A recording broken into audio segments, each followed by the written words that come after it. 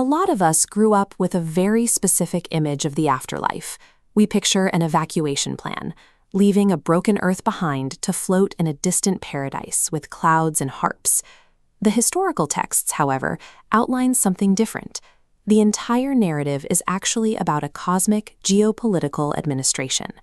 The creator of the universe operates as a sovereign king with a precise strategic agenda for a specific territory.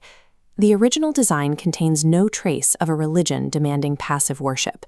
His objective was simple: to take his invisible cosmic capital, what ancient texts call heaven, and extend its culture and governance to a physical, visible outpost called Earth. Viewing the universe through the lens of a government expanding its territory redefines the human role from religious subject to royal administrator. You are not here to earn a ticket out. You are here to manage the local branch. The ancient Hebrew texts use the word Adam. We often read this as a single man's name, but in the original language, it is a plural noun. It refers to an entire species, a family of royal administrators created specifically to run the earthly colony. The legal jurisdiction was divided perfectly. The highest heavens belonged exclusively to the sovereign king, and the earth was legally delegated to his children. They were given a dominion mandate.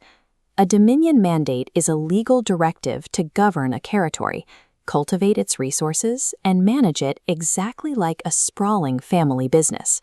The earliest humans held a royal jurisdiction. Their daily work consisted of taking the culture of their unseen capital and making it a physical reality in their new world. In its original ancient context, the word we translate as sin simply means rebellion. It is an act of high treason against a sovereign government. When the first administrators rebelled, they issued a declaration of independence. This severed diplomatic ties between the earthly colony and heavenly government. The communication lines went dark. Humanity lost its legal authority, and the physical environment stopped cooperating. This left the Earth as an orphaned territory. Without the protection of the capital, the planet was hijacked by hostile, unseen spiritual powers, turning it into a fiercely contested war zone. Because humanity lost an earthly jurisdiction, attempting to fly away to heaven does not solve the geopolitical crisis. The goal of the king is to reclaim his stolen property. Thousands of years later, Jesus arrives. Ancient writers refer to him as the second Adam.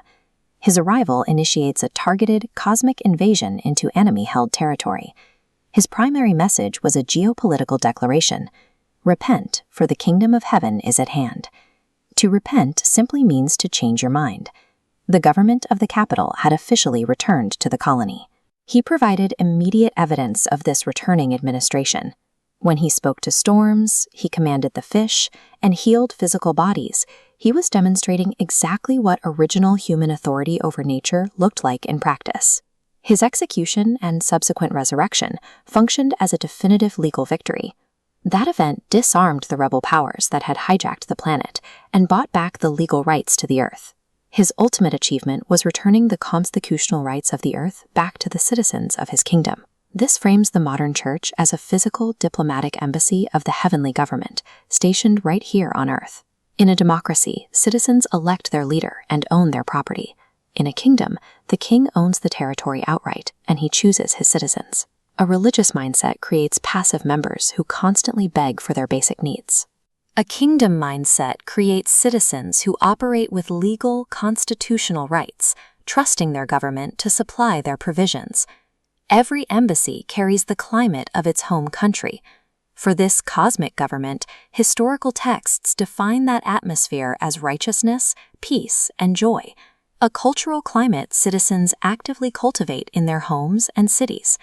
Shifting your identity from a religious adherent to a legal citizen eliminates earthly anxiety. A sovereign king is legally obligated to protect, supply, and care for his citizens. This is the ultimate conclusion of human history. The end is a final, total unification of the heavenly capital and the earthly colony. The king's constitution explicitly states that this final merger is waiting on a specific condition. The citizens must successfully expand the kingdom's culture across every nation. The timeline moves forward only as fast as the embassy completes its territorial mission.